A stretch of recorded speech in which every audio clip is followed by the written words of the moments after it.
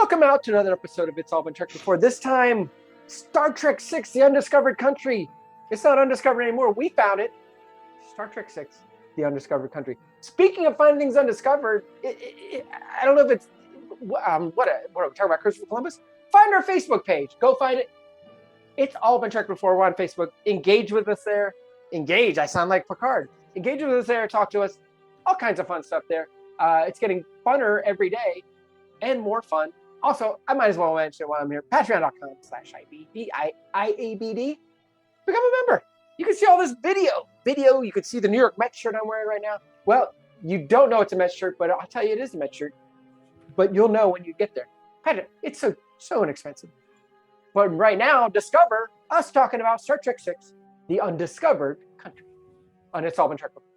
Welcome out to another episode of It's All Been Shreked Before. Your regular hosts are here. This is Steven. And Keith. Jimmy-Jerome. And we are joined by a couple of new guests this week.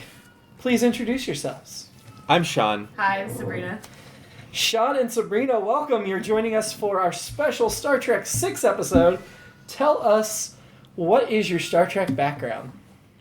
I guess I'll go first since mine caused yours. Yeah, I grew up on Star Trek. It was like a thing with me and my dad, so it was a little bonding situation for us. So like longer than I can remember, it's just kind of been in my blood.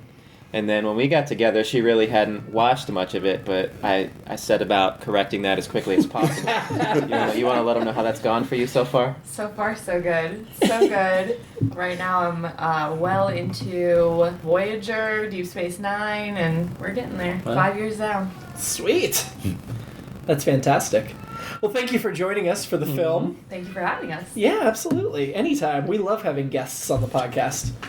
So, we are going to start with first impressions of the film. Just general first thoughts. Why don't we start with our regulars so you guys can hear. Steven?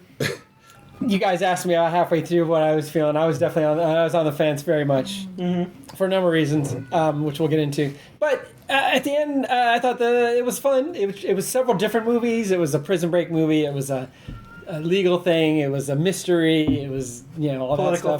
Political thriller, yeah. And I thought it was like, you know what? And again, they're going out on this one. So like, you know what? We're going to do all these Star Trek episodes on a film level. So it ended up being fun. I try to look at these as episodes to the movies. Would I like it as an episode? And I would have. This would have been a fun episode. I have quibbles, and we'll get into those, but I'm sure we all have some quibbles with this. I took more than a page and a half of notes. I think I promised at some point, this might have been off mic, to have 10 Samantha jokes. I only have 7, so I'm hoping I can come up with 3 more as we go through the podcast. But the first one, I'll just throw this out before we get going. I like something big and pointy in my man, but not his ears. And that's an honor of Kim Cattrall, and she was. I very much enjoyed her. I will say that. So I think which is not a surprise.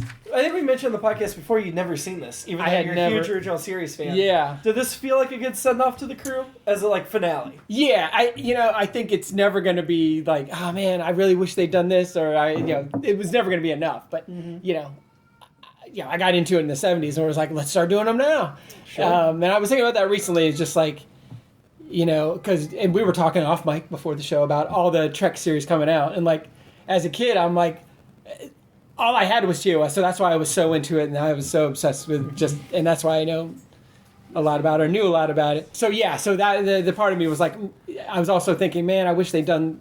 Here's all the other things I wish they'd done.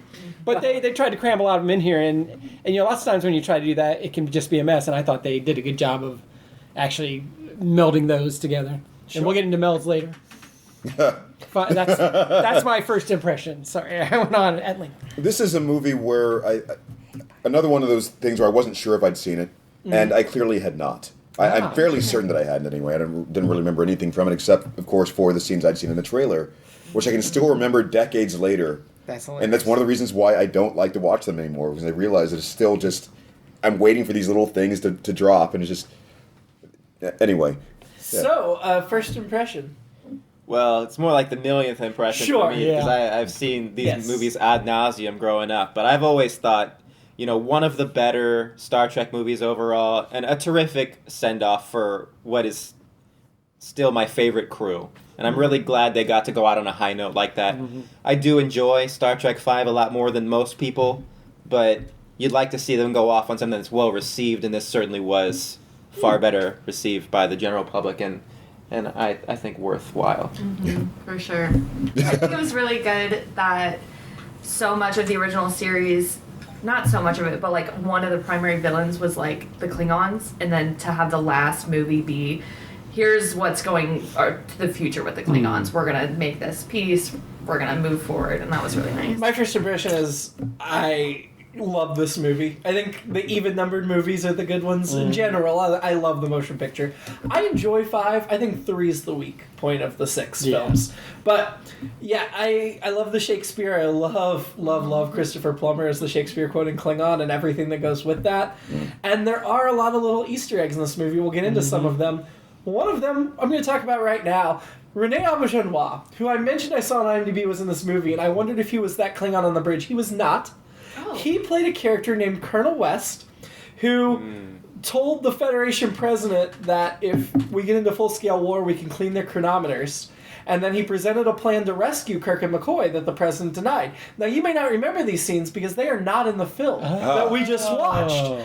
So, they are in the Laserdisc version, the VHS version, and the pre-2009 DVD version. This is the Blu-ray version that we watched, but it was not part of the theatrical, was not part of this version. The one part with Rene Auberjonois that survives to this version is he disguises himself as a Klingon and gets the gun and tries to shoot the Federation president. So that was him up in the tower with the gun. And the other deleted scene that's in the other version is after he falls through, they test his blood and then pull his mask off to reveal it's Colonel West. Scooby-Doo. What the heck? I like this dismemberment of the Klingon arm. I thought that was a Star Wars Yes. thing. I can't believe that was the guy who lived, too. Yeah. And Well, yeah, he had to testify his against arm him. was even cauterized. Yeah. He didn't bleed. from Well, his arm. phaser. Yeah. We'll get to that. He couldn't point at the killers though, so. He's right-handed, and he's just like, He could only implicate one person. Right. Can you point the person in this courtroom? No. Is that a joke? Are you kidding me? I have nothing but praise for that line of... that is one that survived the pregame before this, so we didn't blow that one, luckily. Before we delve into the movie, I do want to talk about the book, the novelization, because there's a prologue in this that starts the book and runs throughout that changes one of the subplots of the movie somewhat.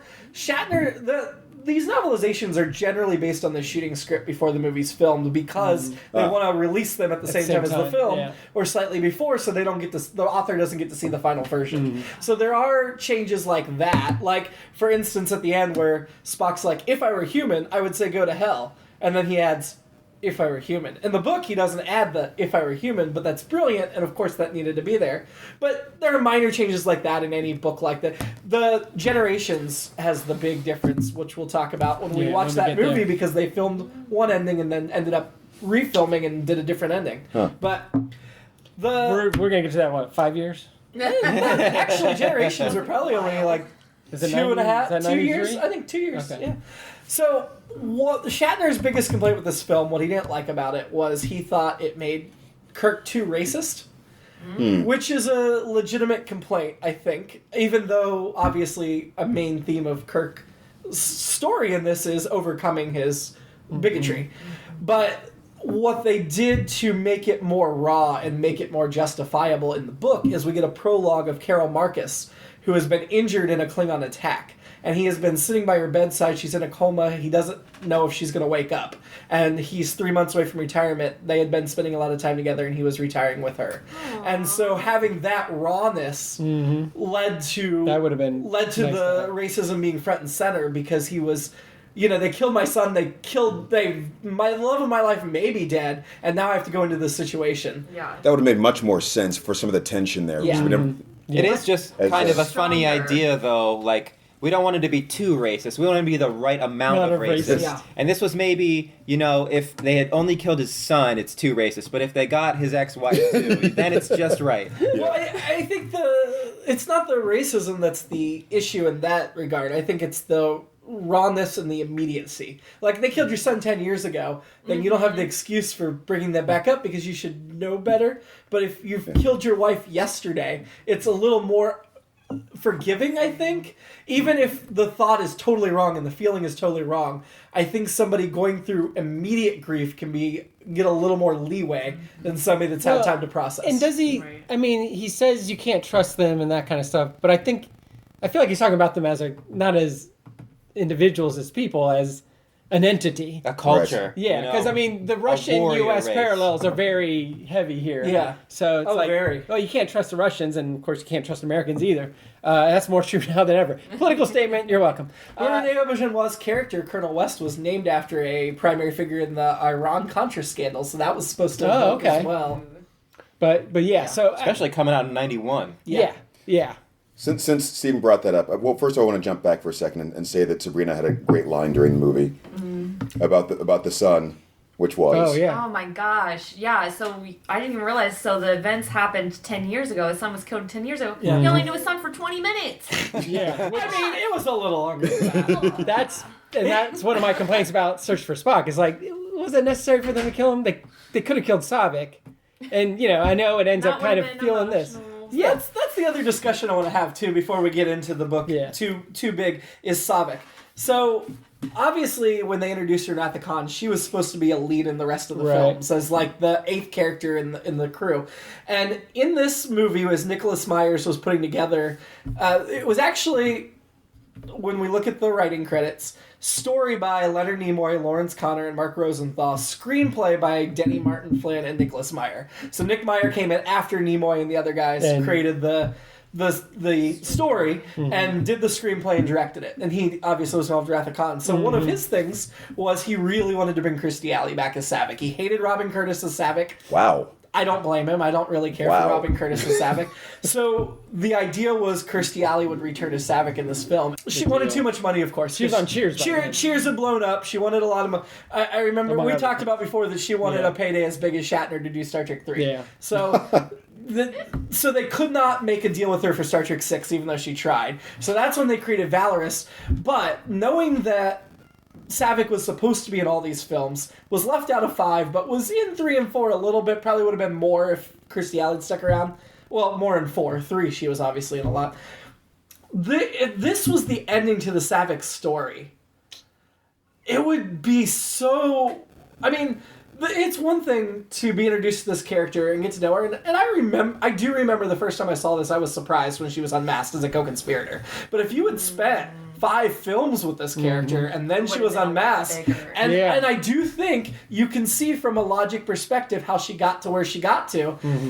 Instead, all the books have been able to like marry off Spock and Saavik and have them be spend a century together as husband and wife, but which couldn't have happened had she been in this film. But wow, I just keep thinking of how powerful that would have been as a story had this been Kirstie Alley's Saavik instead of Kim Cattrall's Valeris. As much as I love Kim Cattrall's Valeris. Well, no denying it would have had more of an impact, but I don't know that I would have taken it well, having built that relationship with that character over the films. I don't know if it would have rung true.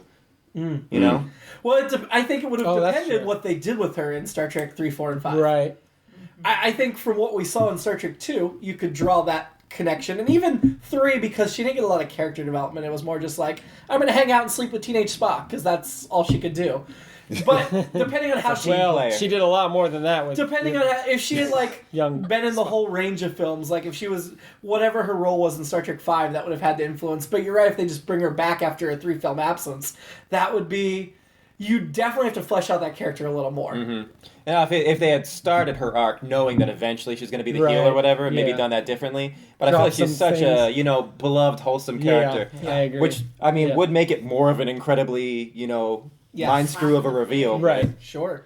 But also at what cost? Yeah, right. Yeah, exactly. So the other Saavik, they have Saavik marrying Spock, but Valeris, I don't know if she would have married Spock because she.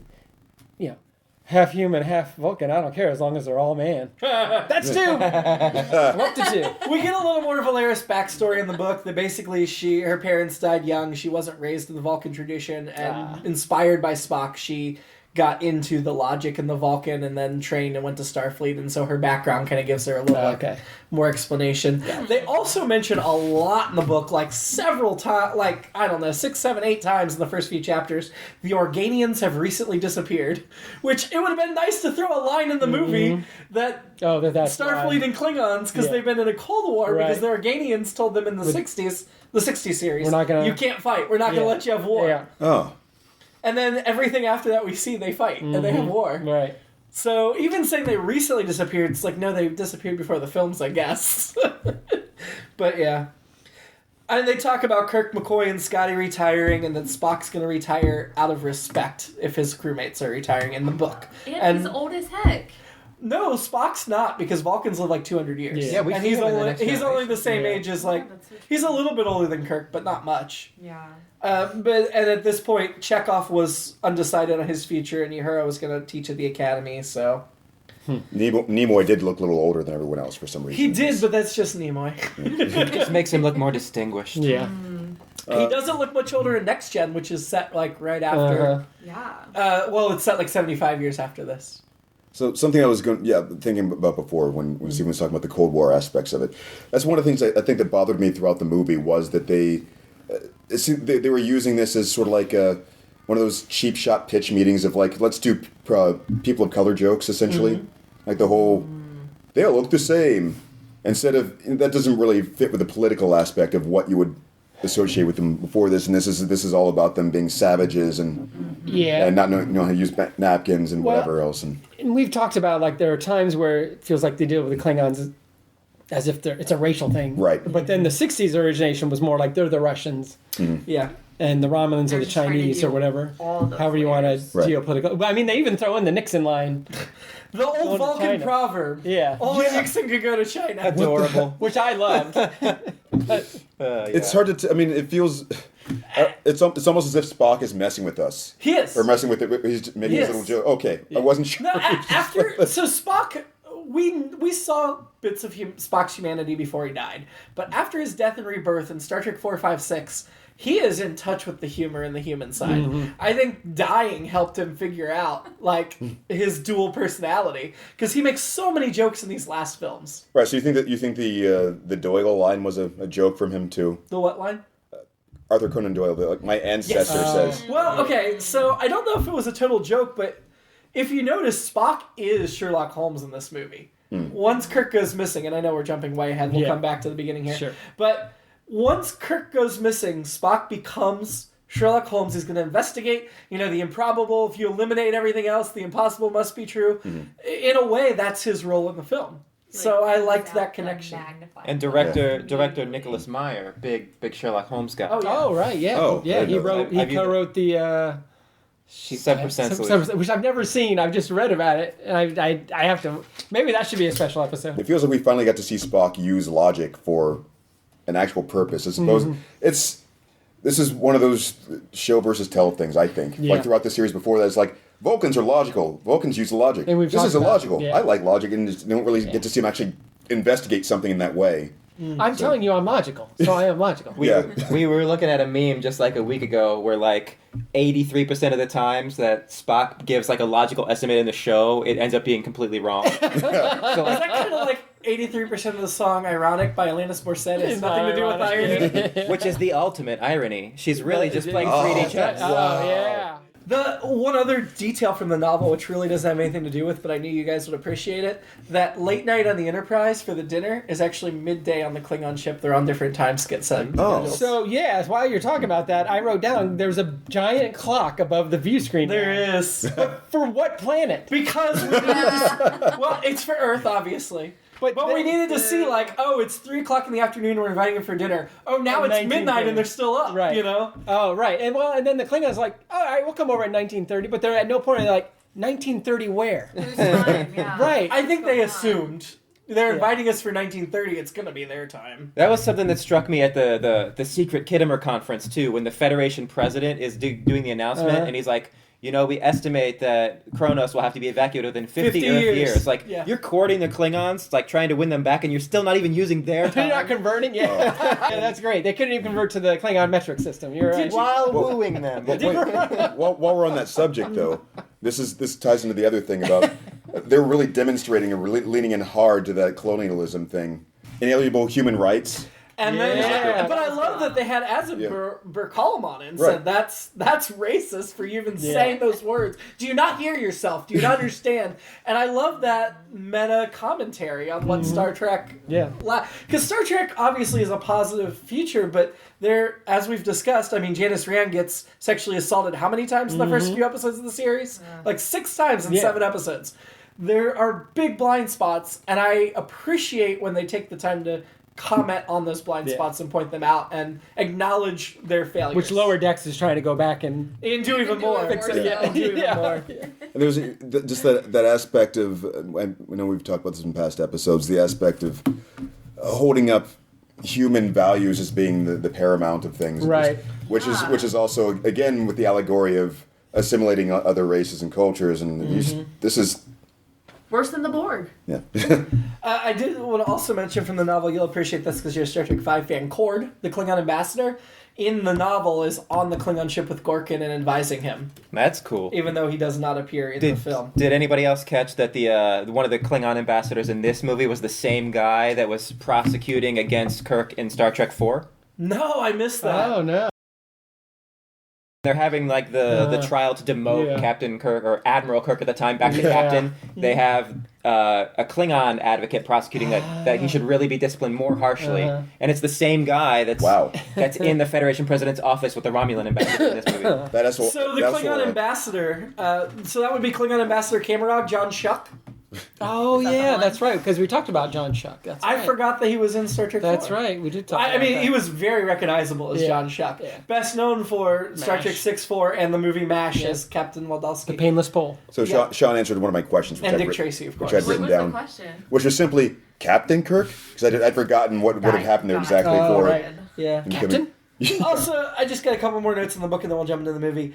Everyone seems to know about David and Carol. Like, all the ambassadors, every scene that Kirk's not in is like the president's discussing with the ambassadors. They all know that David was killed by Klingons and that Carol was injured by Klingons. Because Kirk wouldn't stop talking about it. And it is a total, like, key thing in all the negotiations.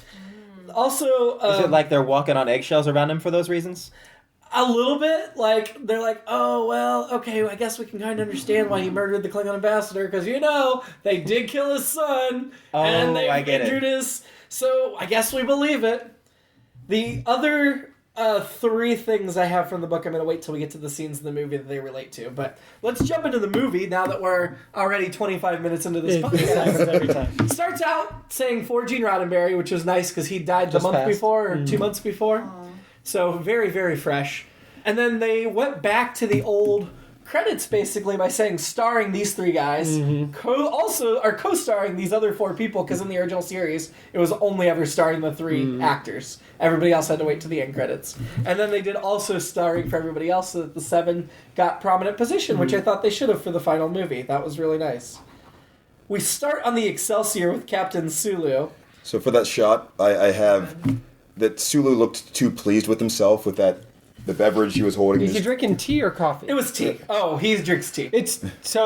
I wrote down it's Chekhov's teacup. I wrote down Chekhov the writer, not Chekhov. Pavel Chekhov. That's good. I wrote down Jurassic Park stole their bit. Oh yeah, exactly. Yeah, but you knew that teacup as soon as it sat down. Something's gonna happen. It's getting Something's smashed. gonna happen. It has to be smashed. But it felt like a fan service bit. Yeah. Like that. Like it's almost like the equivalent of the first movie of them panning around that ship for however long. It's just like, look at Captain Sulu being a captain in the captain's chair with his tea and just the whole The I am captain. Finally done. 3 years. Check. Let's go home. Boom. So I do have a note about the 3 years, but we'll get to that before that. Yeah, so I think that was a dual purpose of, like, Sulu's not in this film that much, so let's give him something right up in the front. But also, how cool is it to see Sulu in the captain's chair? Amazing. On the Excelsior, which is the most advanced ship in the fleet. That old bucket of bolts? Yes. That's Scotty being... I was a little disappointed in the opening credits for as many names as they were. They left out Grace Lee Whitney. I know Rand's part wasn't big. It was great to see her, though. But considering she was in, like, the first 13 episodes of the original series, it was nice to to see her, and I wish they got a little better acknowledgement for her than what she got. You'll see her again. We will. This movie was released for the 25th anniversary of Star Trek. It had been that September, and the movie came out at Christmas. And so they traded, obviously, with having Spock go on Next Gen for the two-parter we recently reviewed. Yep. And then they put Worf on this, which I guess Nick Meyer wrote that bit for him and called Michael Dorn and said, hey, you want to do the movie? He's like, yeah, thank you very much. That was really nice of you. And then, As a favor to you. and so Nick But Meyer... take me out afterward. I guess Sorry. they said to Nick Meyer, Nick Meyer's like, oh, well, there's Klingons in this. We should connect it because it's the anniversary. Let's put Worf in. They're like, yeah, but this is 75 years earlier. And he's like, fine, Worf's grandpa. It's not mentioned in the movie or the book that that's Worf's grandpa, but non-canon explanation is Colonel Worf is Worf's grandfather. I mean, Klingons do live a long time, so it could theoretically be, but we know it's not Worf though because his parents were killed at the Kittimer massacre when he was a little kid, and Kittimer was not a base until after this peace conference. I think that's an interesting connection that the peace conference is at the place where Worf's parents are eventually killed. Wow. And obviously we knew Worf's parents were killed there before they wrote this movie with the peace conference. More logic. What an interesting... that they would do that. I thought it was a very interesting tie-in. But similarly, in the 35th anniversary, we're going to see crossover with the original series from DS9 and Voyager, which are the two shows on the air. They both pay homage, and that's where Rand comes back in. So that's an excellent point.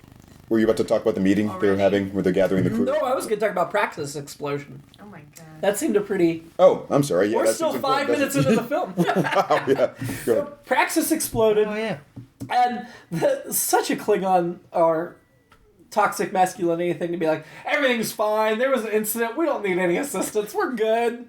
Don't even come help us. Well, It was a good day to die. It's also a Russian thing where hey, are you guys having problems with that plant in Chernobyl? No, we're good. Nothing. It's just we got it covered. They had a really cool looking shockwave, I'll say. Yeah. Sulu's reaction to it. Oh my god! Great effects. Should they have been able to move up or Yes. down from that? It looked like it was like the size of the ship. And I would think maybe they could just go. I would think the explosion would Maybe be a under it. 360-degree thing, so I wouldn't think you'd be able to avoid it. It looked like the Rings of Saturn kind of effect, did. though. Like it was just like this thick, one That's bar. yet again the limitations of the special effects not matching what the physics of the situation probably were. Yeah. So we do get to the meeting and we learn that Scotty bought a boat. That was not my fan Of service course. note. Scotty bought a boat. Scotty bought a Remix. All right, one more. I mean, if Scotty bought a boat, then she probably wouldn't have cheated on Scotty. boat. Alright. Weird sabs on the track. one more of that. We're sued, so we can't Yeah, no don't- more don't bars. say- I thought you were going to say add Euro trip to the special episodes, which I'm not advocating. It's not on the list because there's no connection. I did think it was odd as they came to the meeting where McCoy asks, where's Sulu? And I'm like, he's been on a mission for 3 years. Surely you know that. You're one of his close friends. This is You why would know where he is. This But is why it's McCoy's retiring and why he couldn't save the Klingons' life. He's kind of losing it. Either he's but we know in Next Gen he's still Oh, you're active right. at 120 years old, so And the it's pilot of Southern Next accent Gen he stronger can't than use ever. with really bad old age makeup. Yeah.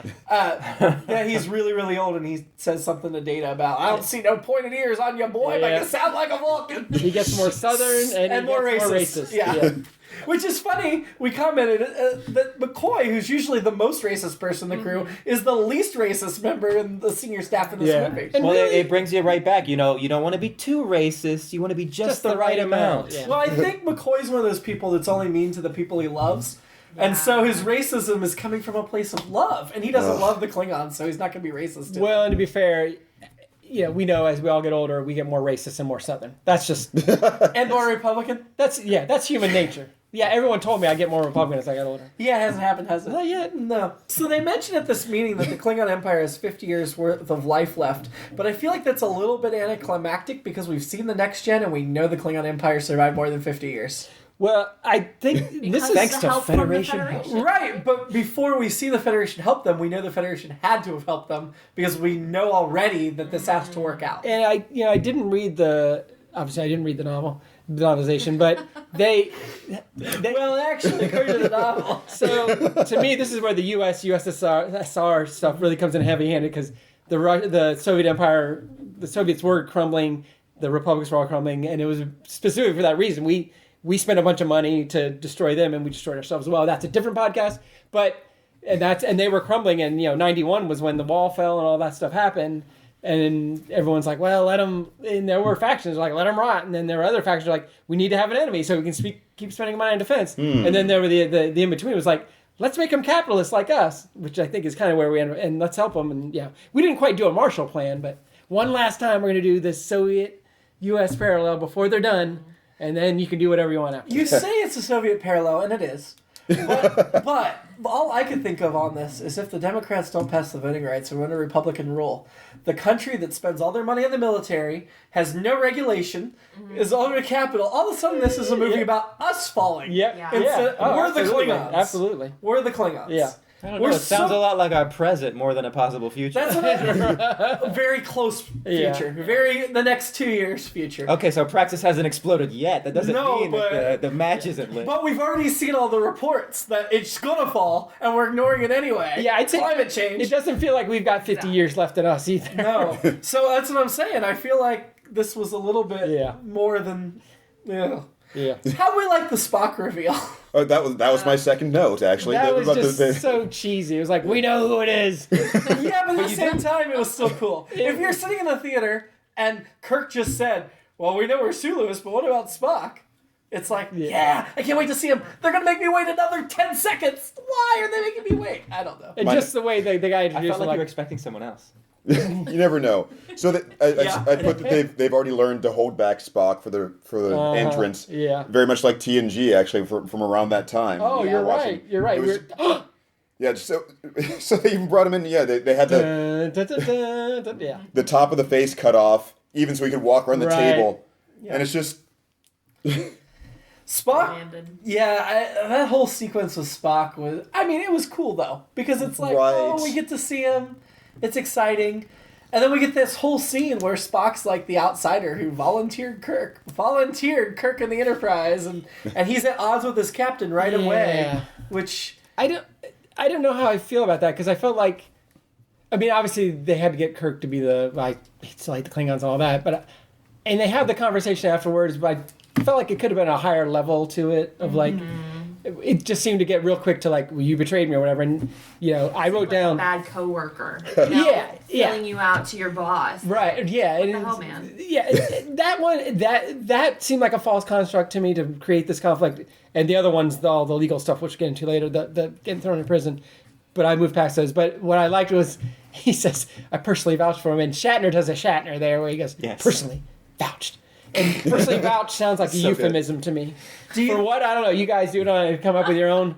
I personally vouch for them. Do you think the whole unification plot where now he's an ambassador Next Gen was like written in conjunction with this where he's thinking about being an ambassador? Yeah.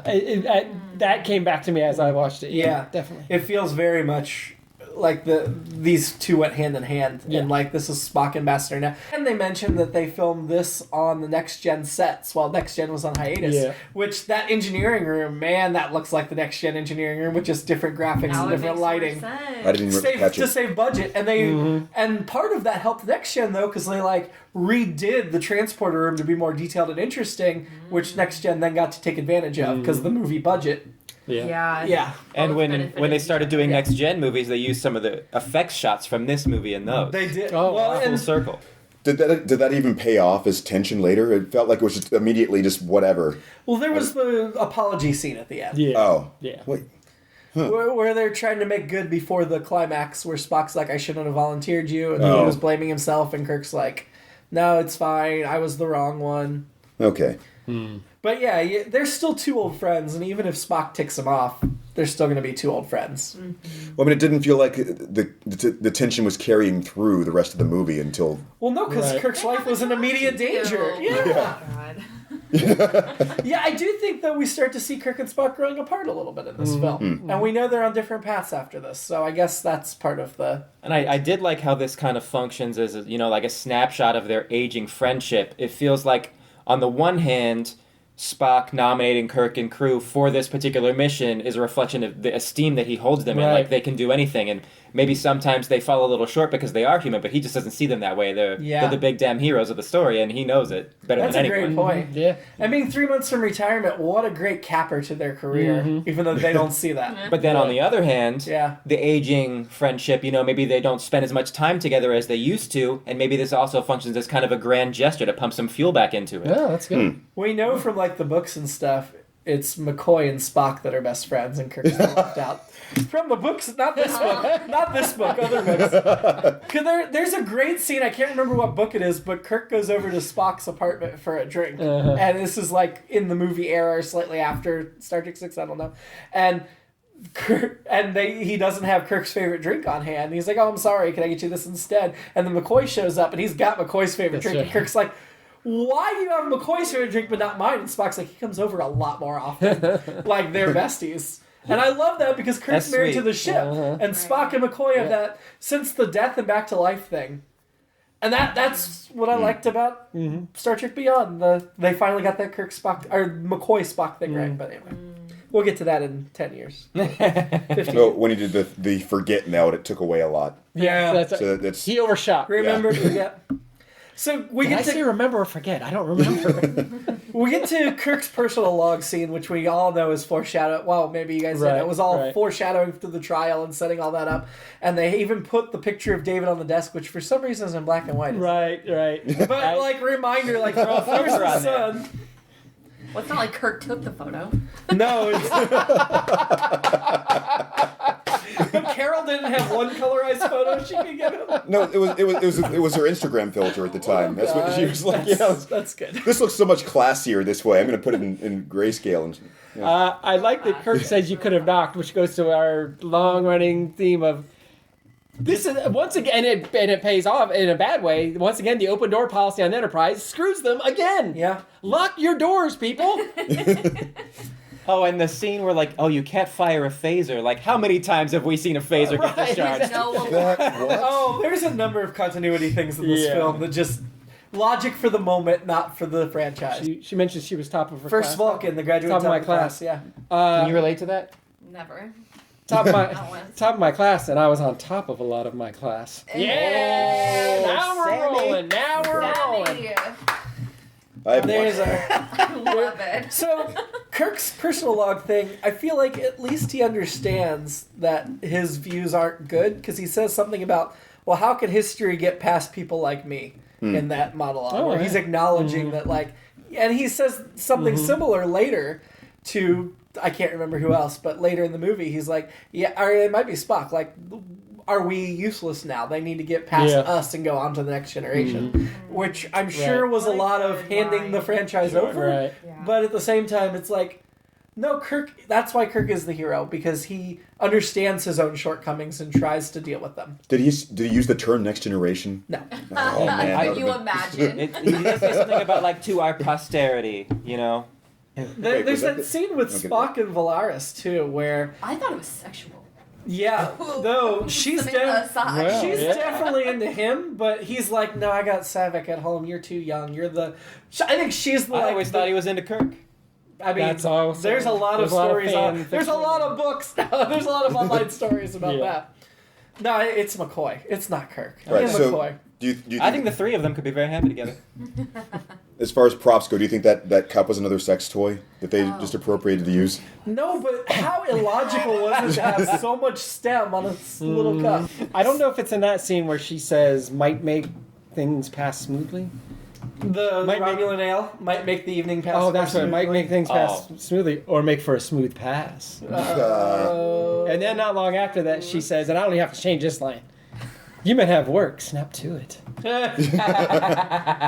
The only one I have is just much worse, and it was Is this really the Samantha? Yeah. All Keep right. in mind, we do a clean have to- rating. we have to we do a be Oh, clean iTunes rating. All I had really was Kim Cattrall seems more like a Miranda in the scene, so it was just That's fair. yeah.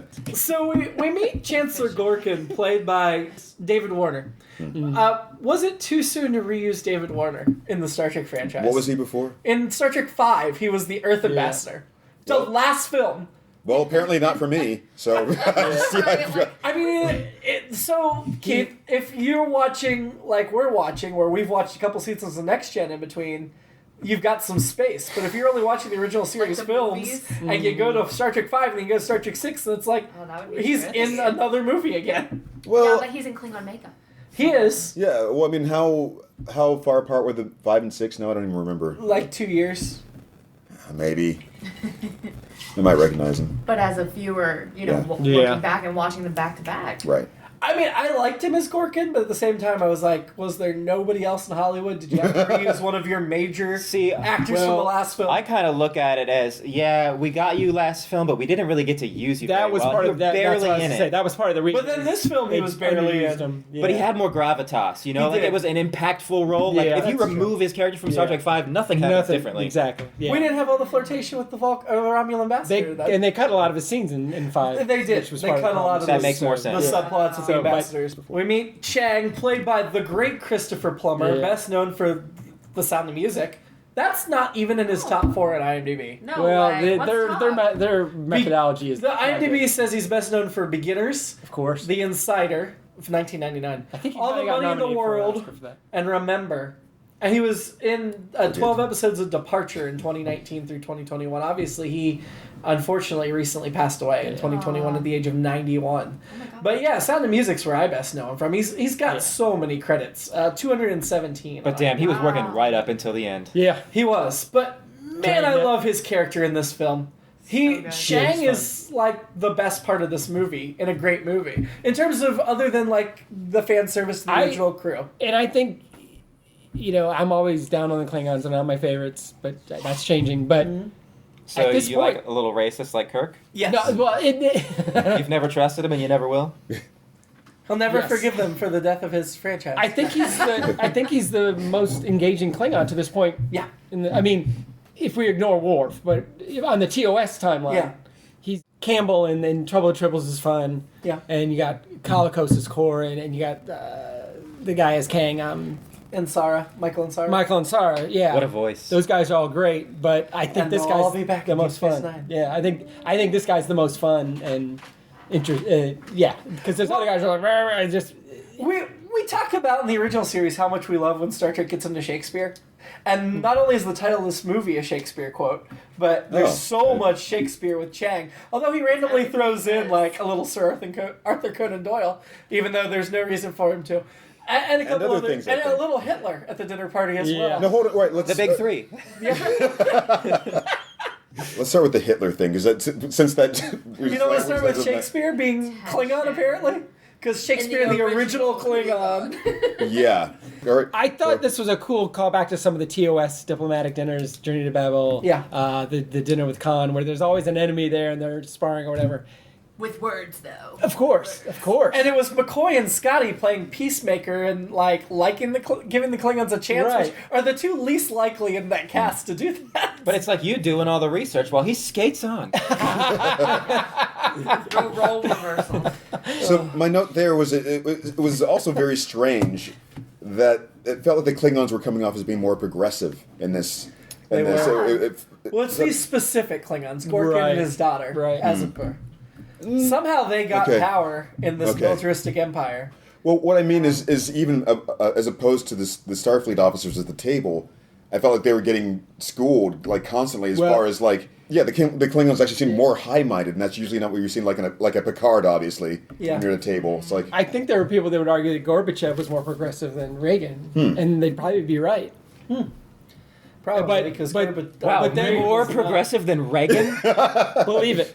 And which is a big jump. But I mean essentially But yeah, that's but the they were point, also negotiating from the weakness that they talk about with the Yeah. Russians here, which is you know what, we should make peace because we are crumbling They right got now. no choice. Yeah, and then but we were too. We just pretended like we weren't, which is what we do.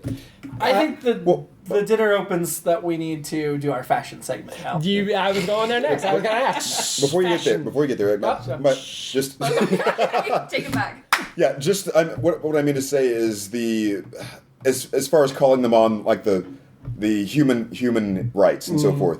things that you wouldn't expect Starfleet to be They should that be better backwards at. on. They should be a lot better, Yes. yeah. Or that those terms would be preserved on that level by the translator. You think it would just be the analogous term in Klingon as far as they put it. Right, that's a good point too. If they are in fact speaking in English or Klingon, whatever. It's universal translation. No, they're using the universal translators. There's one moment of the film that really highlights how that works, but we'll get to that in a few minutes. I'm sorry, fashion. So, fashion.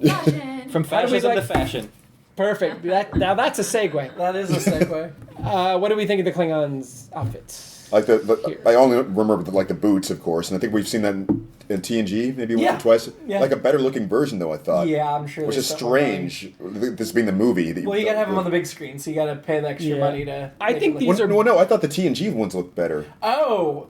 Oh. No, I don't know if I agree with that. I think these look better. I still think the TOS Klingon outfits look more comfortable, but I think these look better. I think a lot of these were the next gen outfits, but the lead Klingons had their own outfits. Yes, I think that's accurate. The pan up of Gorkin from Yeah. shoes to head was great, and the big bone cane. And I liked that because this is the peaceful Klingon, but he has that bone cane. And I thought it was an interesting way to maybe make us distrust him, maybe just show the culture. I don't know. Just show you can reach that level of peace after having such a violent guess. Oh my god, I just how- got it. He speaks softly, here's a big stick. Maybe he was also just trying to throw the Federation a bone. Another Hitler. Another Hitler quote. also- One of everyone's ancestors, you know.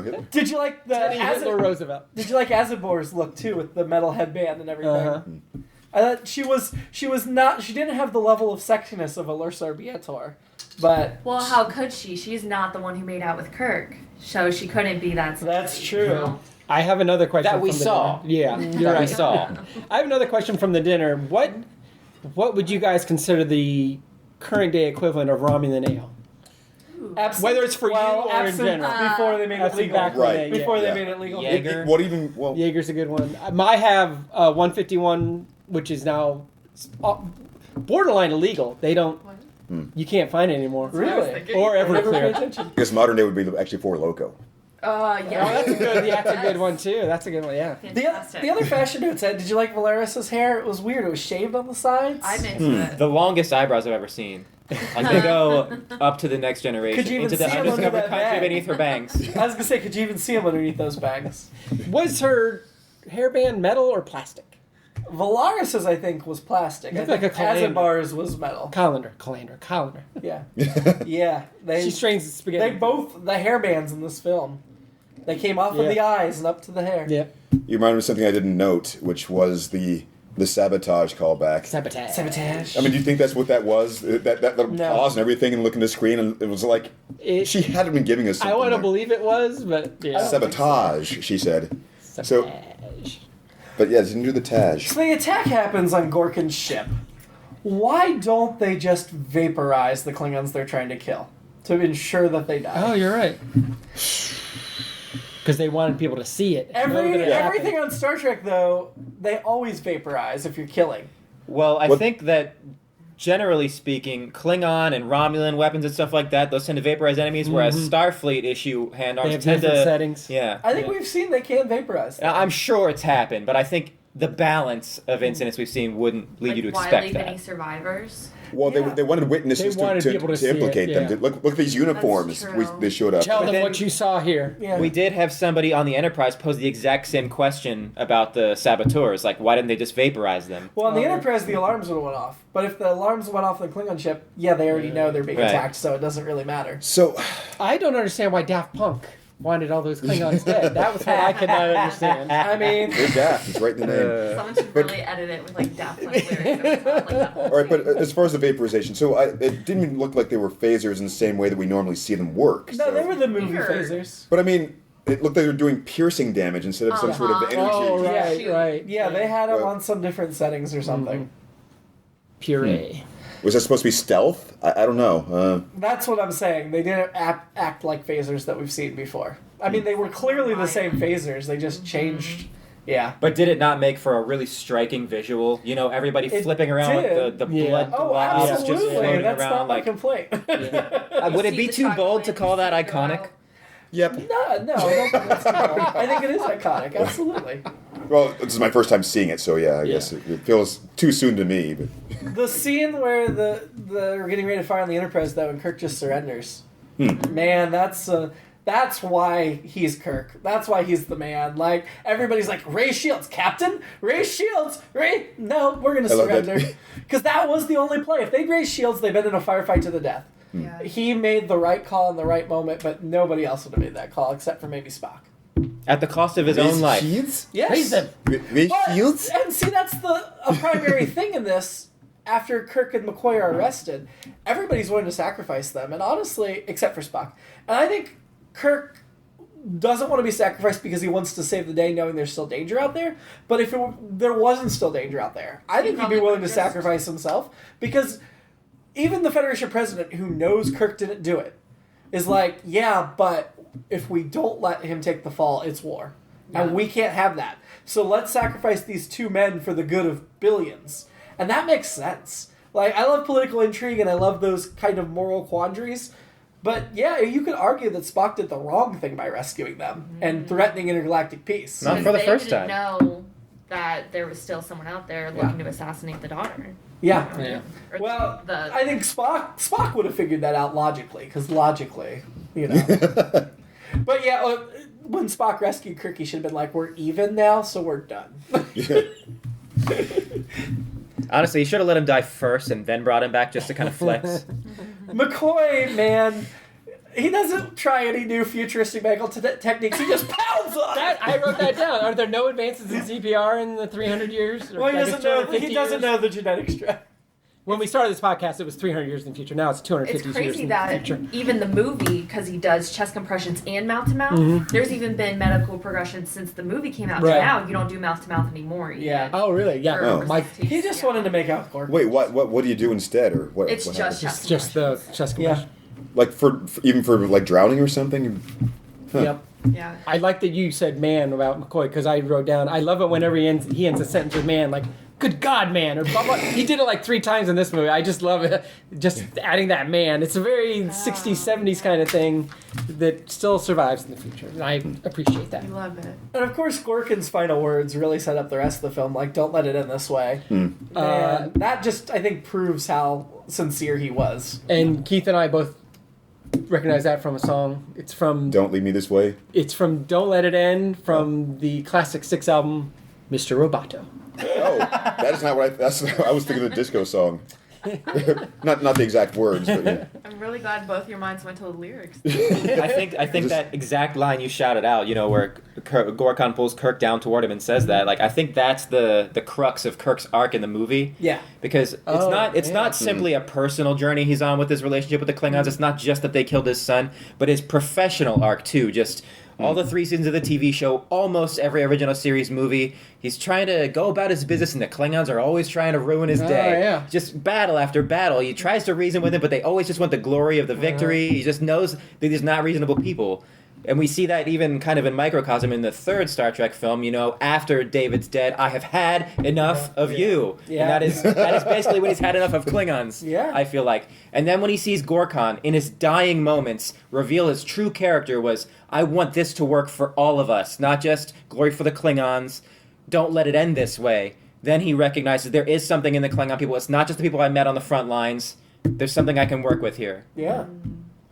That earns you can come back to the podcast. That was really good. Domo arigato. This brings us up to the meeting in the Federation President's office. The Federation President, played by the great Kurtwood Smith, who you may recognize from, it says on IMDb. That 70s show. Know. That RoboCop? Actually, he's best known for, according to this, Broken Arrow first. So John Travolta, 96 With movie. Christian Slater, What? right? Then, then RoboCop, 1987. Then Star Trek 6. What? Then that 70s show. No, That's what I'm doing. that is That's outrageous. methodology. That is outrageous. He has 158 credits. He's been in a ton of stuff. He recently did an episode of Star Trek Lower Decks as a voice. Oh, yeah. Yeah. That's So that those are his 2 Star Trek. Oh no, he did a 2-parter of Voyager as well. He was in Year of Hell Part 1 and 2, and he did an episode of Deep Space Nine called Things Past. So he's got more Trek credits coming up.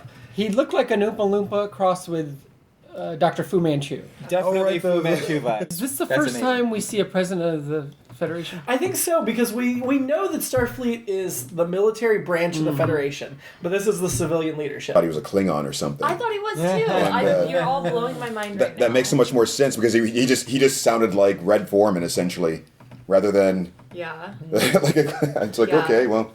So we already talked about the Klingon Ambassador, that scene. The Romulan Ambassador was played by Daryl Henriques, best known for the 95 film Jumanji, as well as this role, No Way Out and The 13th Floor. He has 36 credits, so not a deep bench, but still worked up until his last credit was 2013, so not too long ago. But yeah, he was kind of not all that memorable. He was in an episode of Next Gen, though. The Last Outpost, he played Portal. Whatever that means. No Seinfeld. He played the game Portal during the episode. Rosanna DeSoto played Azet as a bar, and she's best known for this role, according to IMDb. But she's also known for La Bamba, Stand and Deliver, The In-Laws, and she has 55 credits. Most recently, in 2001, she was on the soap opera The Bold and the Beautiful. She was in The Phantom Menace short, not the Star Wars film, in 2018. I know, I got you excited there. A lot of guest spots there, but not a lot of... Well, I thought she did good. And then the other one, Brock Peters, who played Admiral Cartwright. You may recognize Brock Peters, best known for this role, according to this. Also known for Soylent Green, To Kill a Mockingbird, 1962. Yeah. And he played Admiral Cartwright in Star Trek IV. Yeah. So this wasn't his first film. Yeah. But he will play a larger role in Deep Space Nine, where he plays the reoccurring role of the captain's father. Papa Sisko. Joseph Sisko. Runs a restaurant in New Orleans. He did 6 episodes as Joseph Sisko. And I think you'll really like him in that role. That's what I remember him from Star Trek-wise. Though he voiced a couple Star Trek video games as well. And he was a great voice actor. Darth Vader on the NPR radio. The Star Wars Return of the Jedi radio drama. Yeah. Wow. Yes. Yeah, for BBC. He was foreshadowed a little bit from the beginning. Yeah. But was he a bad guy, though? Well, that depends if you believe that he and Valeris were right in their views. Because if you think about it, the Federation is a nice democracy. All the species have their representation. But the Klingons, they're brutal conquerors. They've enslaved how many races? They're meant to be this parallel power to the Federation, but like a bloodthirsty version. Wouldn't it be better to just let them crumble? And then how many worlds do you liberate in the process? Okay, Kirk. No, you make a good argument. Yeah. I think the moral quandary in this film is presented relatively simplistically. And part of that could be because Star Trek is written by liberals, and they're not going to tell the other side of the argument of, well, what is the legitimate reason for letting a species kill themselves or die out? But you do make a good point that there is a lot of benefit to just letting the Klingon Empire I'm not even saying, extinction for the species, but just that government, that culture, that prevailing warrior because as you mentioned, they've enslaved a lot of planets. And we talk about in Next Gen how the Cardassians have enslaved all these planets, and the Federation still deals with them and does not try to, free those planets. We've talked a lot about how that's the U.S., whether we interfere in different countries or not. So they're going to help you to a point, but we can't do anything. It's the Qui-Gon Jinn thing. Hey, we're going to rescue this kid, but sorry, we can't help your mom out. Wait a minute, what? That's the whole. That's the entire reason the galaxy goes in the crap right now. I'm on the Star Wars. They don't have the budget for it. They're just we can take one kid, but we can't really do anything for the mother. It's just. It reminds me of the Watcher. We can just hand them a couple of gold pieces to buy both of them. You can do this, right? Exactly. And they can't get out their lightsabers to just kill Wata. We did not mention. I think we mentioned in passing that Worf appears in this, but Michael Dorn, of course, was in this as a guest actor. While we're on the subject of guest actors, Amon, who I knew you were excited to see in this film, I was. Best known according to IMDb for this film, of course. L.A. Story, No Way Out of Africa. She only has 25 credits as an actress, 52 credits as herself. Tell us what you know about Amon. She was David Bowie's wife, but she was one of the original supermodels, more or less. I mean, she was, She's from Somalia. Somalia, okay, yeah. I'm not sure if it's something about my standards or whatever, as far as what I would have expected going in, but I felt impressed for the first. Yeah. For the first few bars of her appearance. I can't think of. I feel like bars. Yes, of her lines. of the stanza of the song. I was the same way, Keith, because I feel like every time I've seen her, I've just seen her playing herself. I mean, this was much more than just. I mean, obviously, if she was playing a beautiful woman, she can't help it. Yeah. Is that her normal speaking voice? I don't know that I've ever seen her. Yeah. Otherwise, Yeah. Very cool accent. Yeah. So getting to see her play you might say. See, and I had the same thought. Like, why? It was like, why is Iman stuck in this prison? And then obviously it gets revealed, and it's like, oh, okay, this all makes sense now. Yeah, why would they put Iman in there? Because she was a camelloid. We all know. Interested the writers enough to make a shapeshifter a main character in Deep Space Nine. So that really did directly lead to it? I assume. The DS9 was already in development at this point. You have a character like that, why wouldn't you be like, oh, I want to see that more. Let's put that in Deep Space Nine. It's one of those kind of elemental traits, like, telepathy or something, like shapeshifting. You just want to play with it. It's like fun toy in the box. But then once you get it out, it's like, oh, this is really hard to write for. And it was hard to write for Odo, but she's definitely not a founder. She's definitely not a member of Odo's species. So is a camelloid ever mentioned in any other series before or any other series since? But it might happen on the very next episode of Lower Decks. You just never know. If you go to Memory Alpha, which is the official Star Trek reference, this is the only character. Wow. They talk about a non-canon source in the novel Imzadi, which we all read for the podcast, the Star Trek Next Gen novel. Oh, yeah, that's right. There was a Kamaloid character serving aboard a future version of the Enterprise. Okay. Described as tall and fur-covered. I wonder if the camelloids call themselves camelloids. Because it seems like an Earth term. Yeah. It does. Obviously. Well, it translates. What they call themselves translates. Oh, you're right. You're right. There is an episode of the animated series where there's like a shapeshifter. It's not called a Kamaloid, but it works the exact same way, basically. Oh, you're right. And they're it's illegal in international law to use these guys as spies or whatever. It's like a big deal. I've tried to block out the animated series because it was real bad. Before we get deep... Oh, I'm sorry. Movie? Yes. Yeah, I was going to say, before we get deep into Klingon justice, I'll just throw out another Samantha. They mentioned that the saboteurs must have flung their shoes. Mm-hmm. I only fling my shoes for the right man. Or the wrong one. I knew you would enjoy the sabotage thing. That was really good. When we got to the hearing, we get Colonel Worf and everything. I'd been noting, like, right before they showed up, I was like, it's really hard for me to kind of reconcile the way that all these Klingons seem here in this movie to what we know of how they seem in TNG, like, right now, concurrently. But then they kind of jump to the hearing, you get to see a lot more of them. It seemed a lot more heterogeneous. You get to see the different, like, forehead ridges, and it seemed like a familial traits and so on. Well, we've talked about politics, politicians are politicians no matter what species they're on. You can't judge a race by its politicians. And there is that as well, sort of gelled with Discovery. The way that they had all the different tribes and 24 houses or what is it? 20 houses. So it didn't seem that too far away from far-fetched from the differences. So yes, that's such a good point. So at the trial, this was what I thought was cool. The way the translator worked, where we got a shot of them like translating for Kirk through the earpiece, and Chang's speaking Klingon, and then all of a sudden he transitions to English, which I believe we're meant to believe he's still speaking Klingon, but it just makes it easier on the viewing audience. So that was an interesting way of doing it. I did too. I thought that was elegant. I liked it because you still get to hear Christopher Plummer speak his great Christopher Plummer English. Yeah. But without breaking the logic of why would he be speaking English now. Right. Very public trial, broadcast to everywhere, but I guess you'd have to under these circumstances. Because the Klingons, the Federation agreed not to extradite him. That was fine. So then you have to do everything up above board, right? I feel like you have to. And that's the Klingons trying to keep the peace and keep moving forward. Weird. I started making notes like, oh, this is from the OJ trial. I'm like, no, the OJ trial's not for another 3 years. But McCoy getting laughs at the trial. That was so pleased with himself. Got that close-up of that smile to the camera. I loved it. I didn't mention earlier when Spock's doing the briefing before they go on the mission, he mentions that Praxis exploded 2 months ago. So there's some time jump in this movie, which I appreciated.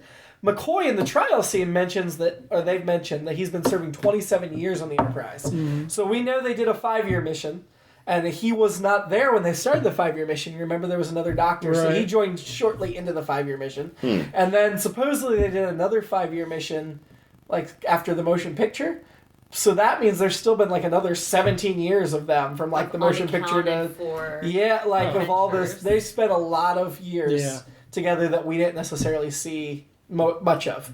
which makes you like, yeah, I want to see more of those other adventures. Well, you remember we'll in see the in Discovery.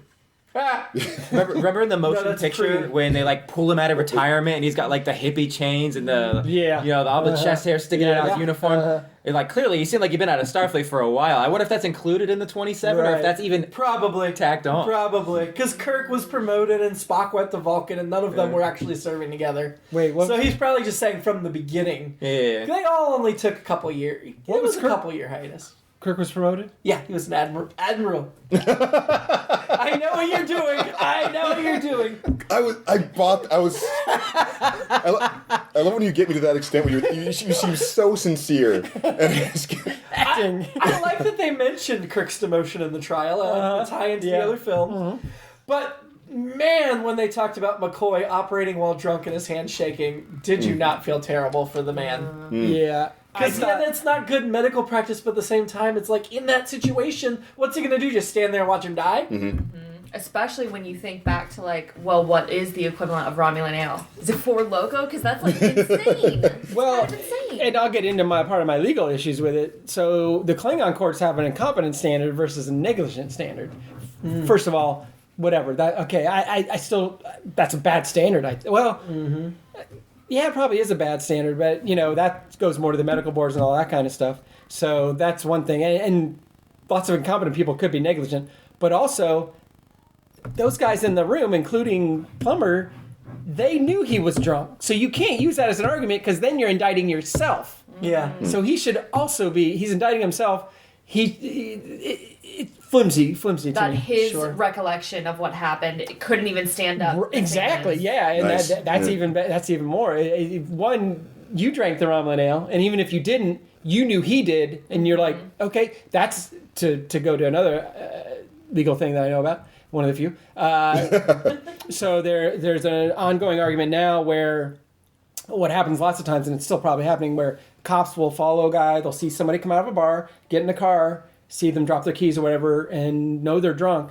And then they let them drive, and then they pull them over. And the argument is, you should be stopping them before you get in there. So really, you weren't arresting them for the public interest. You were racking up arrests. We need a legal tag for when you go into the legal section of the podcast. It could be like, legal. Chung chung. So I think, one, that standard is a problem. But two, I think he's not a good witness, or even if he didn't drink, he should have acted, so he's indicted himself. Yeah. Two, I know the Klingons don't have the Constitution we have, but there's a Fourth Amendment issue with the way they got the captain's log.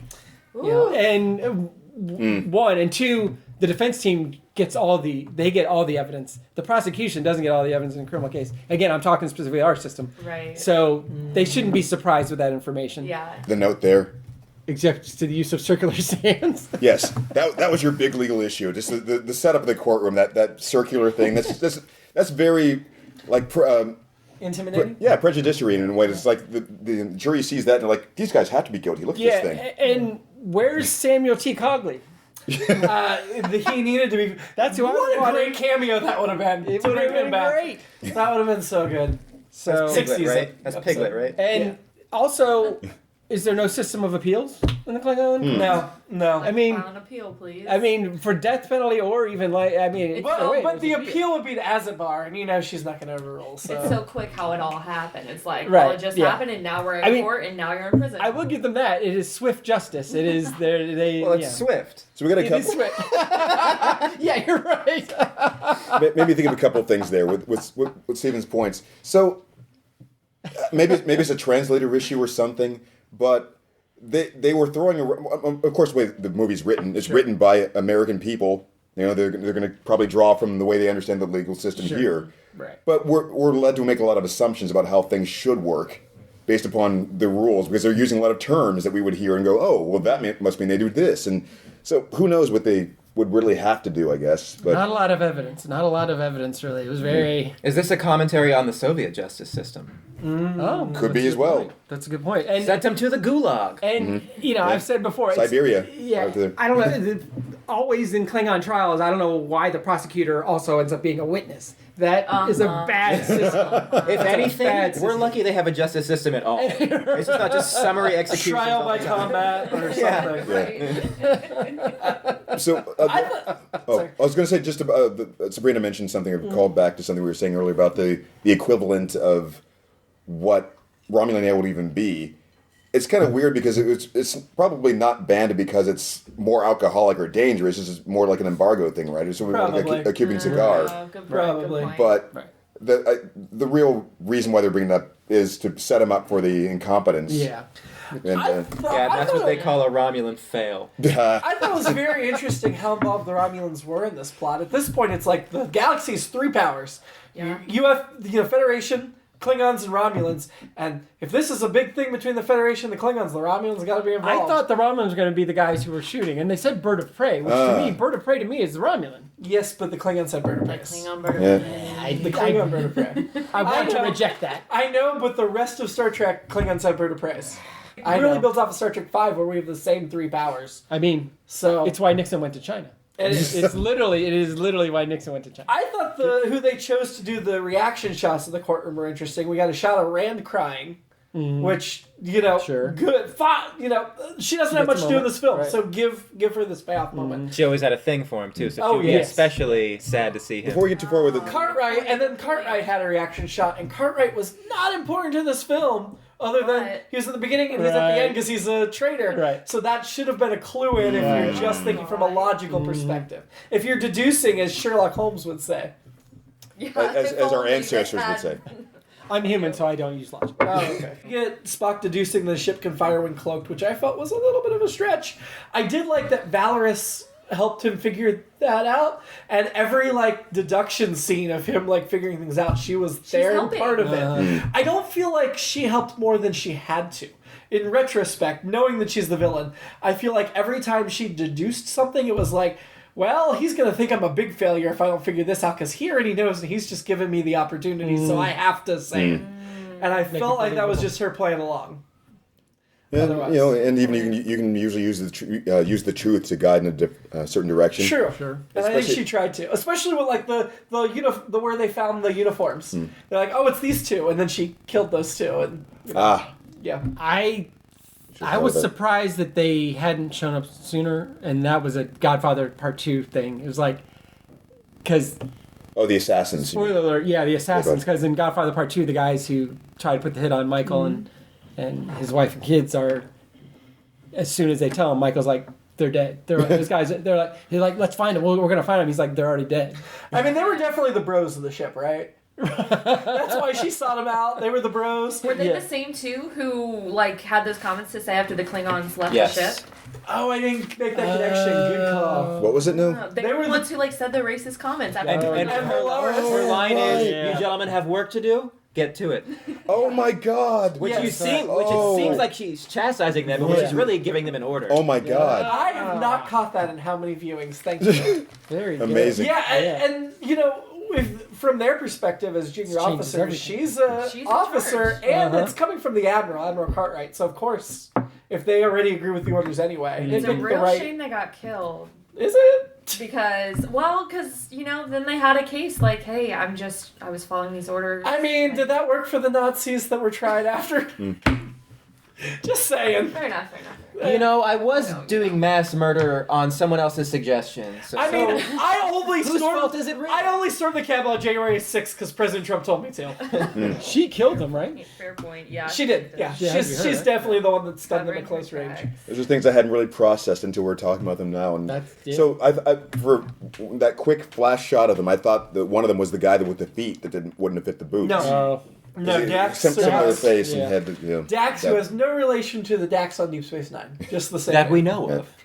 I'm pretty sure. I think there was a book that tried to make the connection. They actually Really? They actually had to amputate his foot, and that became the Dex symbiont. No, because the Dax symbiote's older than this. But That's fair. yeah, we get to the prison planet. Man, that snow is fake. And I do want to know: do they sacrifice a prisoner with every new batch of prisoners that arrive? Gotta be. I put down that it seems gratuitous to put him out there without a shirt, without clothes. I mean, it's supposed to kill him anyway. I mean, Well, it's gonna a lot have of to do them, that. a lot of them die in service, and that prison will get overcrowded, so they've got the prisoners to spare. It's like a nightclub. Well, actually, You gotta only let kick so many people in. one in, one out. Yeah, yeah. I just thought of my own point though. But why would you waste the clothing on him? Yeah. If you're gonna put him out there, why let him Any take the amount? resources? Yeah. Because the movie was Yeah. PG. Well, no, I mean. Yeah, he would have been totally naked. You're right. Well, rags no, on. that's not my point. It was like why would you put him out there without like a coat or whatever? You're answering your own question. Yeah, it's like Yeah, but no, why with the honestly, it clothes should have on been him? totally Also, naked. maybe the Klingons were personally embarrassed for him because he had only one.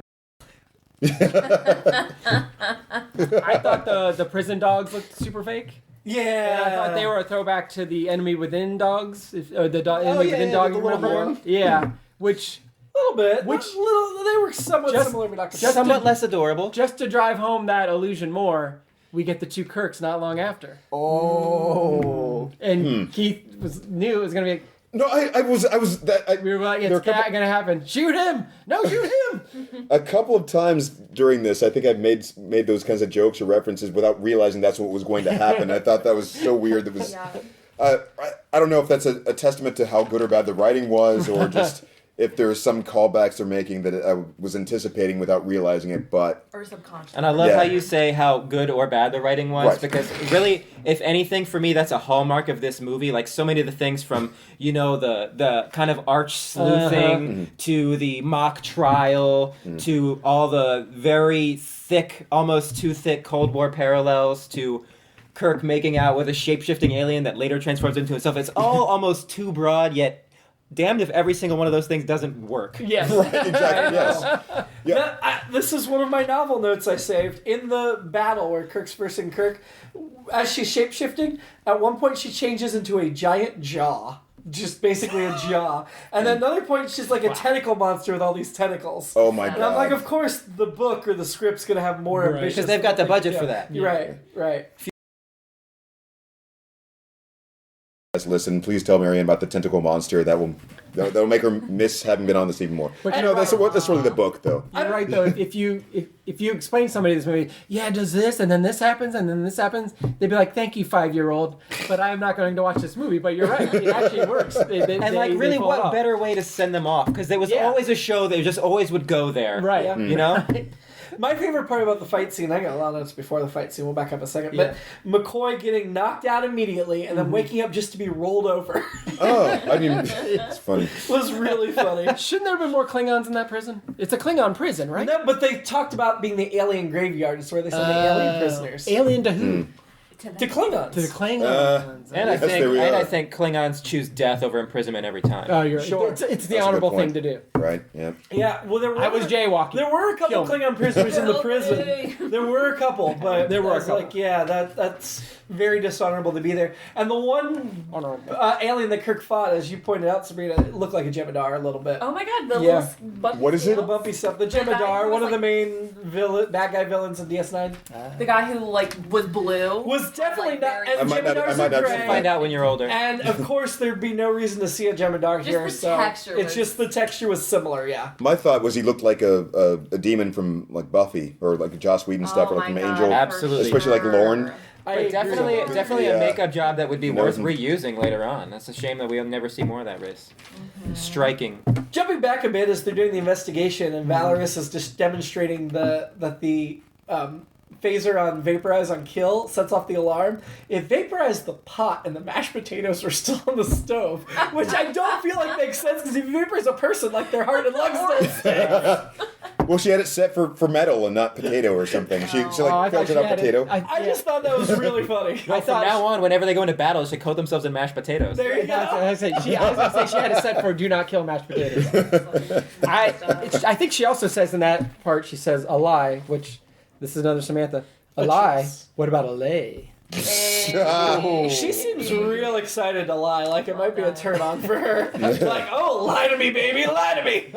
I love that the phaser goes off though, and Uhura runs in with security, which makes a little bit of sense because she's the bridge officer on duty supposedly. Sure. And then Scotty comes in, and he's like, "I heard the phaser go off." It's like, what? No, it doesn't go off over the whole ship, does it? Well, Like, it's because Scotty didn't know. Oh. Again. During the investigation portion, where they're leading up to some of the reveals and some of the deductions, I love just like invisible ships. Of course, that's perfectly reasonable. Invisible ships that can fire, impossible. Right. But that's when we've come to accept about the science of the way things work, though. There's no way the Romulans could have corrected that. Yes. I was so amused when they said a cloaked ship, and you guys were immediately like, "But they can't fire with cloak." I'm like, I know they're going to get to it. Just give them a second. Well, that was me. I know, but I enjoyed they'd it. seen it. I enjoyed it. I was with you. I still don't get how the Federation doesn't have Klingon device because they stole it Because of the treaty they have. Oh, They're not allowed. They're not allowed I can't tell you how many times I've been watching an episode with Sabrina, and she'll call them out, like the characters, for saying something that's like not internally consistent, and like the next line is them giving some explanation for why it's fine. No, I love that. We appreciate when they actually explain it. Yeah. McCoy's reaction to Kirk and Amon kissing was great. Yeah. Yes. Well, that was my reaction too at the time. I was like, was this necessary? Why are we doing this? And then, McCoy, like, what is it with you? None of those thoughts crossed my mind. All I saw was Kirk kissing him on. I was like, yes, keep this going. But every time they kiss, I immediately think of the exchange later where she's like, that had to be like a fantasy of yours. Must have been your lifelong ambition. Yes, exactly. To make out with himself.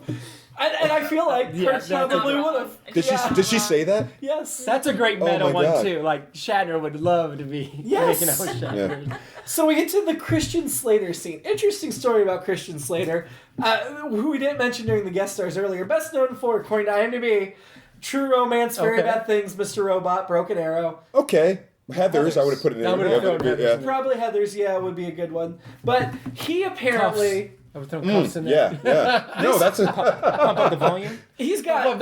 Oh my God, right. Sorry. I mean, honestly, he has 134 credits. There's so many to choose from. He was already famous when he did this. Yeah. And he was a big Star Trek fan. His mother was the casting director for this film. And he went to her and said, I want to be in this film. So they brought him in for this one day, and then he walked off the set in the uniform and kept it and stole it from the Oh set. my God. Such Because a nerdy thing to that's- do. That's I kind of love it. such like a thing you would could blame expect one of his characters to do. Right. Respect. He said He's a method actor. And he has said in an interview he's pretty sure that was the uniform Kirk wore in Wrath of Khan. I don't believe that, but if that makes him feel better. Yeah. So this is one of my qualms with the movie. I don't have, they're minor, but they can't track Kirk until he comes out from under the magnetic shield, right? Sure. But why would they track him until he got to the planet? So they could just be like, that's the planet, let's be the closest part of the neutral zone to that. Right. When we see him come out, then we'll go get him. But we already know where he is. Instead, they're acting like, we don't have a clue where he is, so he gets out of the magnetic shield. And he's had the patch on him since he went over to save Gorkin. Yes. Well, was he on a ship that was maybe had a shield that couldn't be tracked within it? Maybe, but it doesn't make sense to me. You could be right, but yeah. So Just devil's advocating. No, we do a lot of that on this podcast. Yes. Oh, yeah. I certainly do. Pretty much what we... Why aren't there any linguists on the ship? Because there's that moment where like, I don't know what you're saying. It's like... Flipping through dictionaries. Yes, Okay. yeah, that whole scene. Like, It's a funny scene, It but is, it's really but not it's a good look insane. for a communications officer overall. Exactly. Well, they It talk doesn't about make how any the sense. universal translator, which is what they normally use, would be recognized, so this is an unusual situation. They talk about in the book, there's an extra little bit where their universal translator has been sabotaged instead of them just being recognized. So that's why they have to go to the books. And in the book, there is that scene's written from the Klingon perspective, and they see right through the trick. They don't know it's the Enterprise because they don't scan it. They're drunk and hanging out at a boring starbase, and they're like, you know, we saw how bad the translation was to what your hero was saying, and they're like, these guys are awful. Well, they're going to Repenthe? Fine, whatever they can serves them right. And the laughing, that last Oh, line great. about may you not get any bugs or whatever, and they're laughing is just them laughing at them. Oh my Oh Which my I thought was pretty God. good. Okay. That's awesome. I kind of prefer that almost. Why? Drunk Klingon versus sleepy Klingon. I mean, drunk and sleepy in the book, but yeah. As for their seeming incompetence too, I thought that they were trying to demonstrate how little Starfleet knew about Klingons, apart from with McCoy not knowing physiology because they don't have the data for it, and so but come like TNG, it's like a course offered at the academy, Right. like Klingon 101. Mm-hmm. I enjoyed during that scene the Asian extra woman, the Asian woman that was an extra on the bridge the whole movie.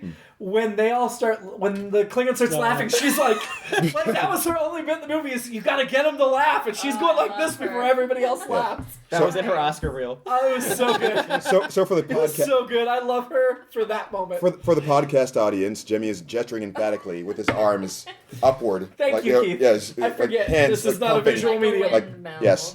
Patreon viewers got to see me gesture. As if scooping handfuls of pudding into a hammock. Yes, So go to thank you. patreon.com/IABD and donate if you haven't already. So they finally get off the planet. I'll go back just a little before we get to that. I've got a couple. Another fashion note. Shh. No advance in clothes hangers in Nope. the next 250 years. Nope. Or pots. Or pots, Yeah, yeah. they Or mashed have a- Pots are potatoes. classic. Oh Yep. yeah, everything's still just like in the drawers. They have a yeah. restaurant galley, Yeah. apparently. There were replicators there though too. And You noticed- Neelix is still using them another 100 years later. That's true, but This that's is- just because they don't have energy for replicators. This is where I really thought the OJ trial was the way they yeah, were that makes handling a lot the of sense. evidence. Nobody had gloves on. Nobody had anything like, here's the evidence. We need this. Like, yeah, you're all over it now. We know it's someone on the ship. So Is it just a sign? Could of the how killer much was technology Scotty. is coming? What a coincidence. That's actually, Sabrina just said that's one of the things I thought about. Like maybe they just don't need fingerprints anymore. They have Yeah, something else right. they can Got do, or something else. some What other a thing. coincidence that just happened to be Scotty, who just happened to be in the galley, and they loved that set because they used it like 6 times in this film. That the air just wasn't coming through. Good point. I don't understand why Kirk is still like, I can't believe I kissed that. It's like, you still kissed him on. Yeah, You know, I agree. I don't care what she shapes into. That's not what you kiss. I mean, everyone knows I'm a Kirk guy, but I got to give props to Pike because he knew he was kissing Vina. He was kissing Susan Oliver. He wasn't complaining about it. He's like, I'll go back to that. So you kissed a man. More importantly, you kissed him on. Yeah. and who could have been in the Samantha voice also? and credits. You know, Samantha wants to date a chameleoid. Who wouldn't want to date a chameleoid whose sexual partner could change shape into lots of things? The possibilities Crush in it. the That's bedroom. I don't care. I would date him, her, them in a minute because Hell the yeah. possibilities. Yeah. What fun. That would be the undiscovered country. Anyway, no, that was a stretch. I thought the undiscovered Like a country shapeshifting was trick. Wakanda, is what I thought. How did Kirk figure out it was Valeris? In the book, it explains a little bit more, but in the movie, it's just like, I'm going to pull Spock aside. I know who it is. And Spock's like, I don't believe They it. didn't know it was her. They called. Like, Kirk knew who it was. Well, in the book, it says Kirk knew who it was. well, they were just like, hey, so and so come to the medical to just Right. draw whoever it may. But they didn't seem surprised to see her. Spock seemed disappointed, Right. but they didn't seem surprised. And that's where I think that book, they just Okay. cut a line. It just said they make the public announcement that we're court reporters or whatever come because we're going to take the statements from these 2 guys in sickbay who are in critical condition. They're still alive. Come, Okay. which seems super suspicious because normally wouldn't you just call the person and not make a shipwide announcement? Yeah. And so I feel like Valerie should have been like, this would not normally be a shipwide announcement. I'm walking into a trap. So she's like sneaking into sickbay to like really Murder them. Yeah. I find that strategy brilliant, personally. Like, I just like, that's like a chef's kiss situation for me. But from the crew or from her. From Kirk and Spock to like organize it that way. Like, okay, they killed the assassins. Now we can just still draw them out if we act like we can still get the statement from them. The thing they were trying to avoid. But also the way they set it up seems so obvious that she had to know she was walking into a trap if she had any sense at all. And she acted like she didn't know, but she should have known. I thought it was weird she pointed the phaser at where Spock's heart would be if he was human instead of where his liver. But when she thought she was killing humans. But when the you lights know, came after the on, When the lights reveal. came on, she was pointing it there. I'm like, is she really a Vulcan? Everything's in Well, I think planet. when she saw Spock was there, she wasn't going to actually pull the trigger. I don't She think so. worships Spock. Would it have to be the heart anyway, though? Can you just Sure. put it on kill? I If mean, you shoot killing me in the liver, I would- will die. Yeah. What do we all? If you shot Stephen's liver, we would all die. You'd all get drunk or something. What was? So we get With the the shockwave that's produced. like the praxis. then we get the Spock mind raping Valeris Yeah. scene, which is questionable. Yeah. So one last time in the book, they Sound write effect for it the that. microphone. Which doesn't quite gel with what we see, of course. Spock grabs her roughly, obviously. In the book, they don't mention him grabbing her. In the book, it's from her perspective, and he puts his hand on her face, and he does not force his way in and like basically questions, "Can I come in?" And she's like, "I appreciate that he gave me that respect in this moment. Well, that's nice. I'll go ahead and let him in." But in the movie, that's clearly not what happened because she kept pushing for the conspirators in the location of the conference. So it was definitely rape in the movie. Yeah. And it wasn't in the book. I wrote, if you're gonna meld with me, make it with your body and your mind. But yeah, no, I think that's just as controversial as Kirk's racism in the film. Like, that's a moment of a hero not being a hero. Yeah. Very. But I guess that's the torture works, right? That's what I would. I also was gonna write. Is this waterboarding? I love when Kirk goes to apologize to Spock. How he picks up the cup and sniffs it, and then puts it back down. That's weird. I don't know what that was. What are you doing? It. Who comes over to someone's house and starts sniffing their cups? I don't know. To apologize. I like the whole thing where Kirk says they're the two extremes and reality somewhere in between. I mean, I feel like McCoy should have been there to be like, "I'm the reality." Yeah. Kirk says everybody's human. Spock's insulted, of course. Yeah. I love the Sulu, like, they're like, "We're gonna fly her apart." He's like, "Fly her apart then!" Yeah, so good. It's just like, it's gratuitous. But Again, it's a little broad, but damn if it doesn't work. Yeah. How did Chang hijack their shipwide audio when he's taunting them? I missed Right. it. I don't know. Oh, I don't know if it was ship-wide. It was ship-wide. coming in, but you couldn't see the ship. But normally it would be like, "Captain, we're receiving a hail," Uhura would say, and he'd be like, "Put it on speakers." But that's not what happened. He just hijacked the speaker, and even when we saw crewmen off the bridge, they were hearing it. So he hijacked the whole ship-wide speaker. It's another feature. So not only can they fire when cloak, they can hijack a ship-wide speaker, which is equally disturbing. All right, I was got gonna it say, fixed. So it's you new, can. new cloak technology. I got it fixed. So you can fire when you're cloaked. And anything else? What if I could get into their sound system? Do whatever I want. Maybe They Kirk should've did it used Bluetooth. intentionally to alert McCoy and Spock that they still had time. You know, that as long as this guy's taunting us, he can finish the That job. would make sense, except it doesn't gel with what we saw. I love McCoy saying "fascinating," and I just love McCoy and Spock performing surgery on the torpedo as they ride it down the tube. It's such a fun It moment. was good that they had that like moment together. Yeah. You know. And then Chang says the game's afoot, which is a Sir Arthur Conan Doyle quote, not Shakespeare, for no reason. That's the point where Nick Myers had him in his brain as he was writing it. that is the point where I had to note that it seemed like it felt like it was getting to be too much for me. Chang quoting constantly, yes. Only speaking, it started making it seem a little too cartoonish. To me, what I wrote is, "Man, Plumber is enjoying the hell out of this." Yeah. Well, sure. He seemed to be so... The whole "to be or not to be" as the torpedo streaks. It's so... They beam down to stop the saboteur, the assassins, and Scotty's just standing there, and Kirk's like, "Scotty, go!" And then he's like, "Oh!" And then he goes. Right. It's like, dude, you didn't have a plan? One issue I had with that was like, with like Sulu jumped in like, "How can I help?" And I don't understand why they weren't like, "Sulu, go stop the assassination while we hit this cloaked bird of prey." Well, at that point, the Empire's already taken so much damage, it should be Sulu handle the bird of prey, and we're going to Like stop this. someone's like, "Why are we doing this together before we go on to the next step?" Like, conquer and divide. Well, to be fair, once they hit the bird of prey, it only took them 10 seconds to blow it up, so...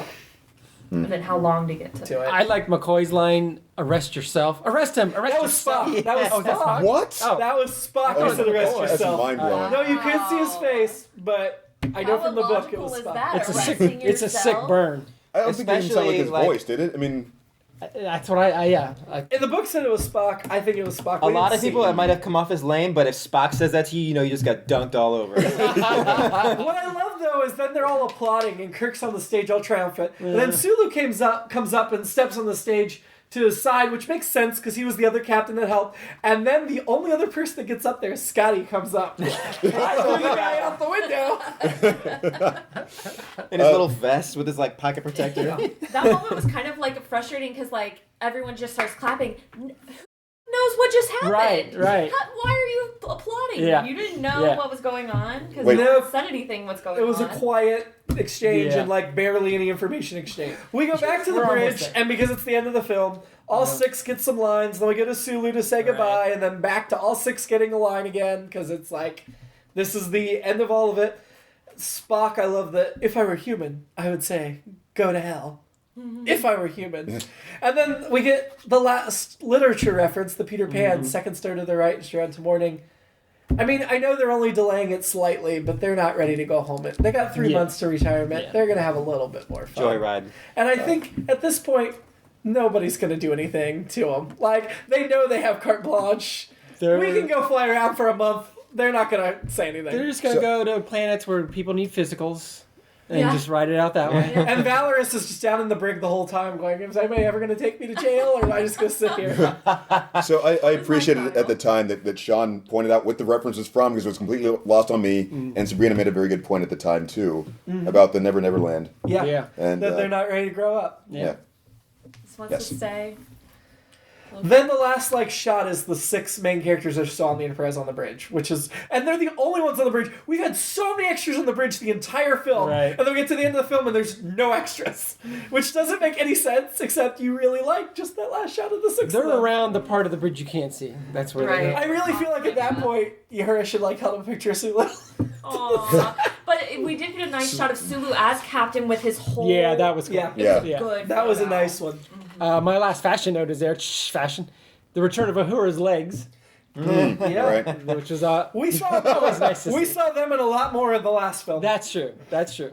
And Kirk passing the torch says, "We're no man, where no one has gone before." I'm glad he didn't pick, they didn't pick either or, that they just did both. Yes. To give it credit. I mean, Next Gen had already been using no one for 5 years, but this was the passing of the torch, so they acknowledged the change, which I liked a lot. And then I really loved the signing their names at the end. I thought that was so much fun. Although we recognized the end credits had a lot of mistakes. For instance, Uhura's name was spelled wrong. Uhuru. Yeah.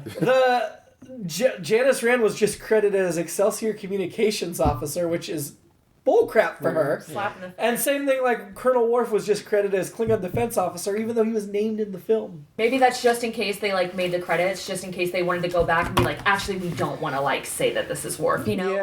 Yeah. That's a good point. Could be, but yeah. Yeah, so it seemed to me like it was like a Thelma and Louise thing, where we're just going to drive it into a supernova instead of being decommissioned. Set the controls for the heart of the sun. Driving off a cliff. That would be pretty good. Especially if they're all holding hands. They used the term ship to shore, which... they use a lot of naval terms. Yeah. Another big Nick Meyer thing, dating back to Wrath of Khan. Yeah. He said something about something to stir... No, he made some comment. A rudder or something? Or? Yeah, something like, turn the rudder to starboard or whatever, and it's just okay. Yeah. And then one of you guys commented on he was blowing into that klaxon. What'd you say it looked like? The bosun's whistle. No, it was... a breathalyzer. Breathalyzer, yeah, that's what you called it. Yeah, that's another just right out of the Navy that he wanted in there for whatever. Thankfully, they put that in before they drink the Romulan ale. And that's probably also why you like the galley so much, because that's where the Navy crew hangs out when they're not on duty. It's true.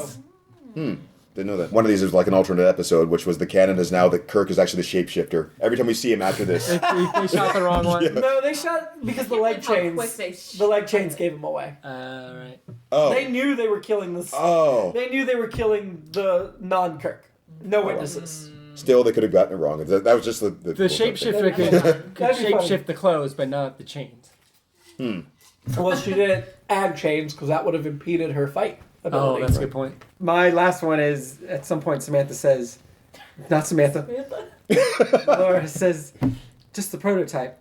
He said he was just going to put in the prototip. Oh! That was the spiciest one yet. I enjoyed the heck out of her performance. I did too. Yeah. She was great. So last time we did a film, we were still ranking crushes. Now we're ranking who we want to have a drink with. Steven, who do you want to have a drink with from this film? It was going to be Valeris, and then I forgot Amon was in this movie. So Marta? Yeah. Okay. I'm going with Chang. I just want to hang out with him, quoting Shakespeare and drinking. Keith, who do you want to have a drink with? Oh, God, I can't. I should have been thinking about this. I mean, I feel like there's something with the Romulan ale that would be something. Maybe. We'll come back to you. Yeah, thank you. Sean? For me, when is it ever not Kirk? How are you going to beat that for having a drink with somebody? Sabrina? That alien who got his genitals kicked. I need to buy the man a drink. Poor guy. He earned it. Nice. On the rocks. Wow. Clapping a lot. Samantha this episode. returns. That was good. Man, it would probably either be Iman or maybe McCoy in this case. Are you going with Marta then? Yeah. Okay. Who was your annoyance of the film? I don't have a good one. Klingon Judge. That was mine. Oh, yeah. I did not care for his rulings. Keith? Well, it's going to be controversial, but I'm going to go with Chang. Chang? Chang. Yeah, that's not acceptable. The overquoting. Right at that point, yeah. if I were with in a conversation like that and they kept doing that, I'd be like, what are we... It's like the whole Brian from Family Guy thing. When he starts doing the pseudo-intellectual... Samuel Clemens at some point here any second. But, yeah. Sean? I guess maybe Federation president for just being so willing to sink to the political depths. Hey, he was the one who tried to say, no, we can't do it. And Sarek was like, no, you can do it. You have to do it. So really, Sarek's the one in that scene. You expect that from a Vulcan. That's true. Sabrina? The most annoying. Probably what you said, like, overdone. Undiscovered Country was said 3 more times. I first said the words Undiscovered Country the last time. They're the most annoying. I don't know who that was. Come on, man. I really don't have one. I'm going to go with the jail bully trying to steal their coats, because of course Oh, they yeah. give them their coats. Nice. What's he going to do? Put him on his leg? Yeah. Yeah, and they didn't fit him. I guess he kind of needed it. And then if he wanted their alliance in his group, they would be dead if he took their coats. Right. So I didn't really have a good one. I liked everybody in this film. No, that was a good argument for it, though. Ranking the film. Oh, I do have an alternate episode before that. Oh, sorry. Which is Yes. essentially, I think, Jimmy, you were talking, when you're talking about McCoy and Spock hanging out Yeah. more often. Post-Starfleet domestic life, because as I'm watching it, and I think this is an issue in a lot of, because we want to see the action and all that stuff. We don't want to see them hanging out. I want to see these guys in their regular life. Yeah. And I read all the Star Wars point of view. I don't know if you guys have read those for The Empire Strikes Back.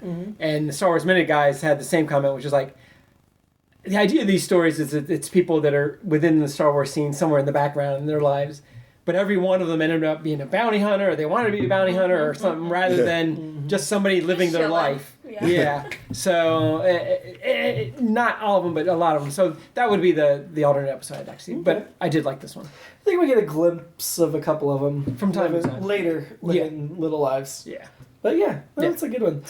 My alternate episode would have just been Savick in this movie instead of Valeris, which would have changed the franchise quite a bit. Yeah. As Sean noted. Yes. Ranking. We're not gonna. Let's put it up against The Voyage Home.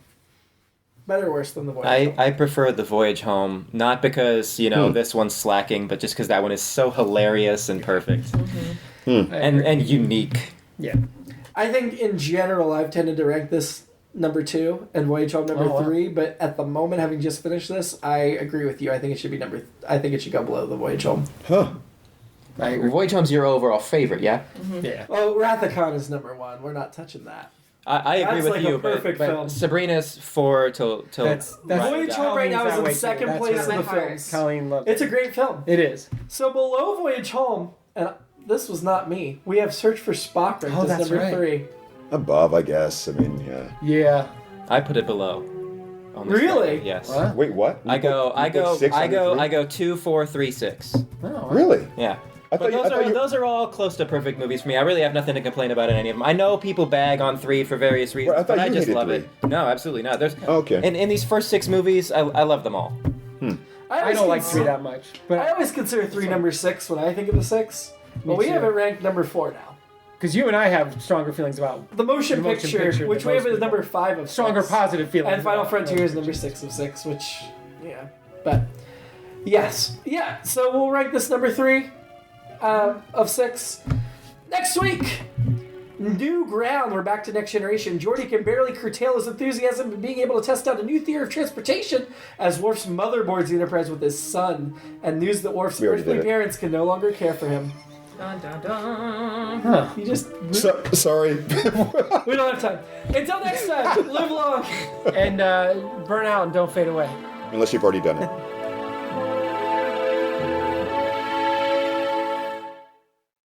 It's All Been Done presents. Who's got the time?